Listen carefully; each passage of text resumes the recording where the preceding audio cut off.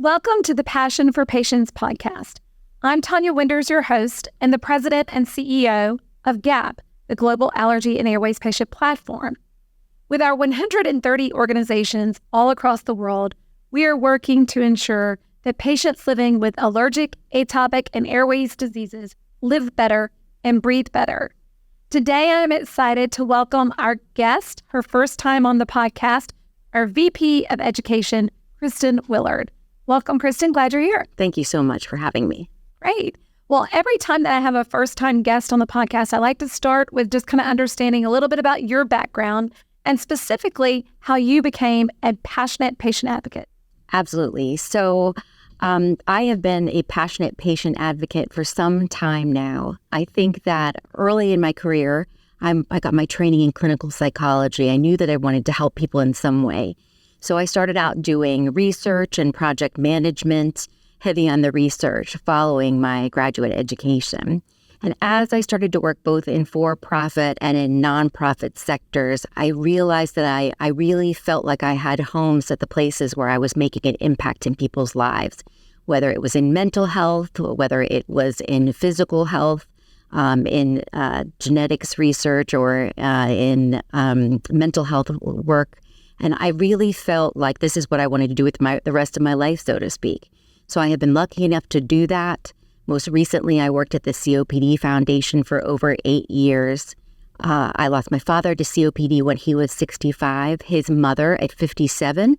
And that is enough to make you a passionate patient advocate, to want to change things for other people who are going through what you and your family have gone through.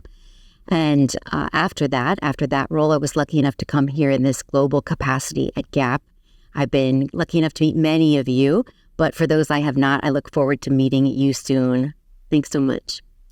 Well, Kristen, thanks for sharing, and I am sorry about your family's loss. It is far too young to consider loss of life at 57, at 62, at any stage, 65, all of these things, especially with COPD, you just realize, it could be any of us at any time. That's right. I mean, yes, there are risk factors, and that drives our passion and interest in that particular disease, but there's many diseases that we serve and many communities that we're reaching out to. So appreciate the way that you've come into the role, just a year into the role now, and really helped us to really redefine our approach to education for our member organizations, patients, for caregivers, for healthcare professionals, for all the different stakeholders that we're working with.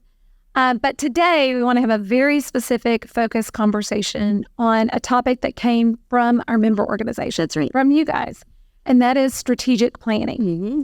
So it all starts with a plan. I always say, plan your work, work your plan. That's right.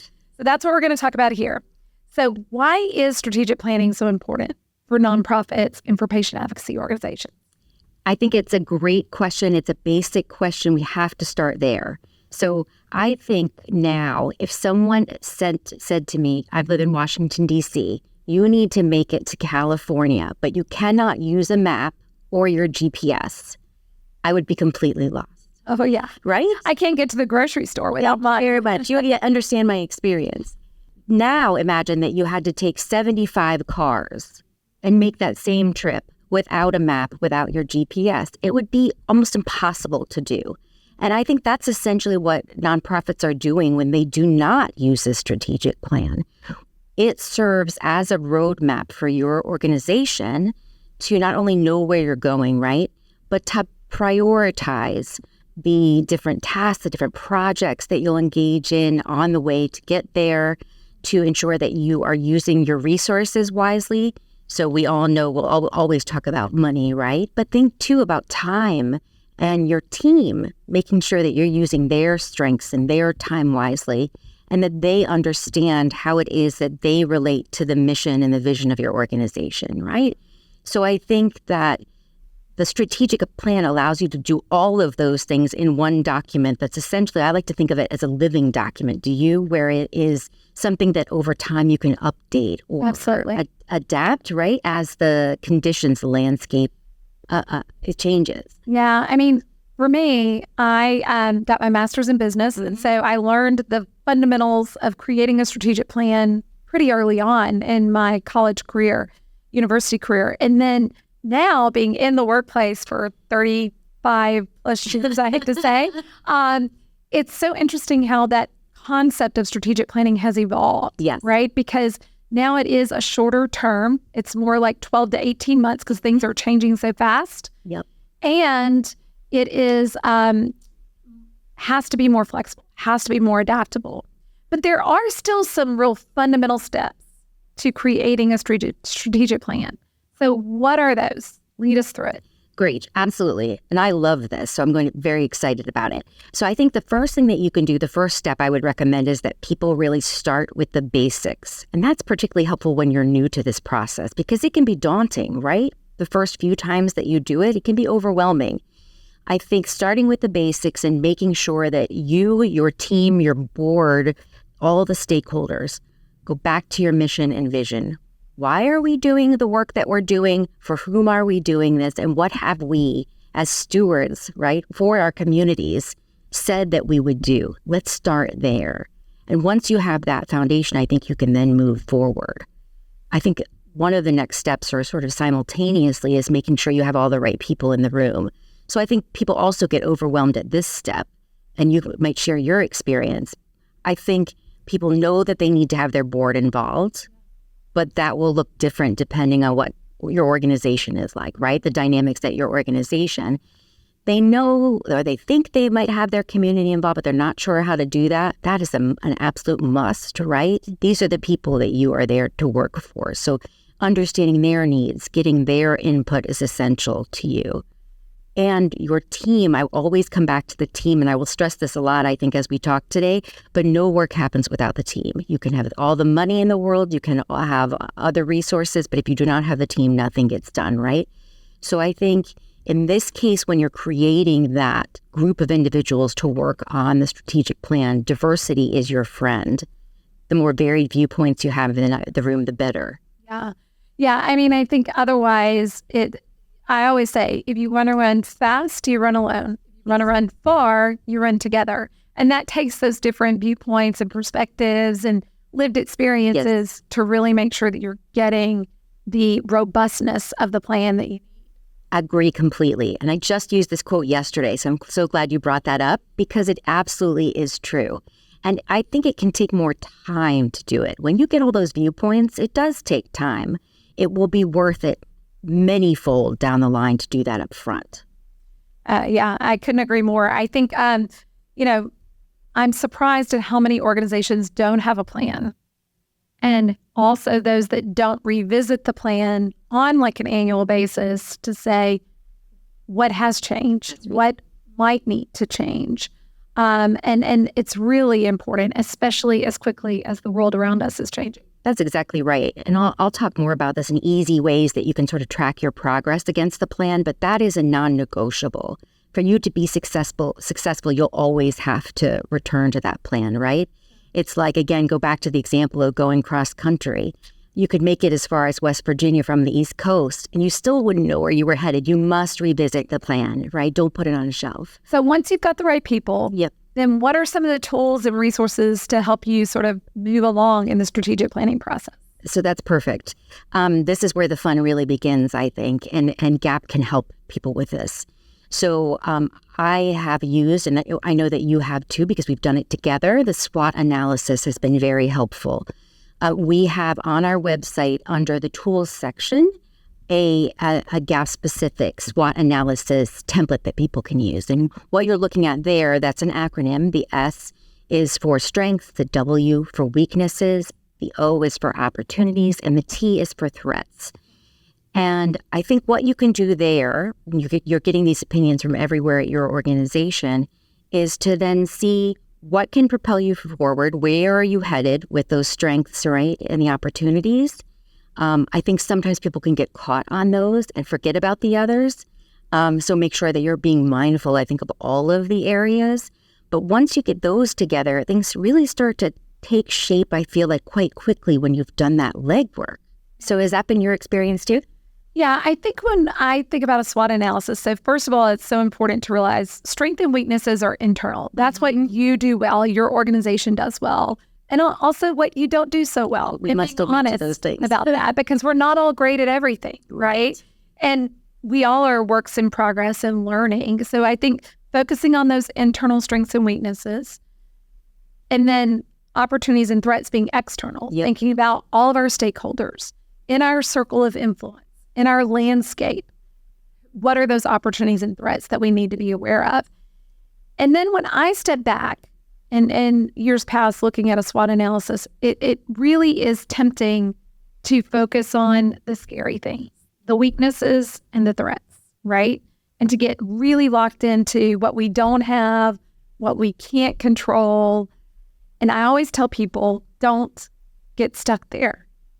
Keep moving forward in the process, because focus on your strengths. Don't deny your weaknesses. Focus on your strengths, because that's where your success is going to come from primarily. And focus on your opportunities, because really, if you've got that mindset of growth, there's always going to be more you could do, always. So it's how do you identify the 20% of those opportunities that are actually going to yield 80% of the return, the impact, and honestly, the difference for your community. I agree completely with this. I think, too, when we talked before about making sure that you have different voices represented, it's essential here, because some people identify strengths that you don't even know about at your organization, right? Because you don't interact with every single person, especially at a large organization. So that distinction that you made is very helpful. The internal, the external, making sure you're covering all of it, getting the different varied viewpoints. And I like the idea of not focusing on the negative, because that is absolutely true. I think we as human beings will focus on the negative because it's more salient to it. It's just a natural reaction that we have, but we can all do things. It may not be our pie in the sky goals, but we can all make progress against a strategic plan, even if it's one of us or two of us that are sitting at a table just like this. Yeah. So once we've got that SWOT analysis, we've identified maybe the 2 or 3 key objectives that we're going to focus on for the next 12 to 18 months. Are there any other tools that help us to really define those objectives? Yes, absolutely. So I think the way I envision it is almost like an umbrella over the organization, and the strategic plan then is in that umbrella. And then we talk a lot about our pillars at GAP. So you may have heard of them on another podcast that we've done, but just as a reminder, we are awareness, education, advocacy, and research. Now, you may have at your organization, they may be called different things, right? Yeah. It may be advocacy as well, but you may have communications, you may have fundraising, etc. But what I think of next as then the objectives and goals for those areas, right? And then the objectives, the SMART goals, really, for anybody who touches those, right? SMART goals. Boy, does that take me back, as I have focused on SMART goals, it seems, for about 30 plus years. But I've known about them. So what is SMART? Because that's an acronym too. Yes. So help us remember. Okay. So I think of this again as the roadmaps for the individual. So think of it on that level. So SMART, as she said, is an acronym. The first is S for specific. So we want our goals to clearly state the objective. And clearly is really important here, right? There should be no room for interpretation, that you might think one thing and one of your employees might think another. Very clear, right? Very specific. The M is for measurable.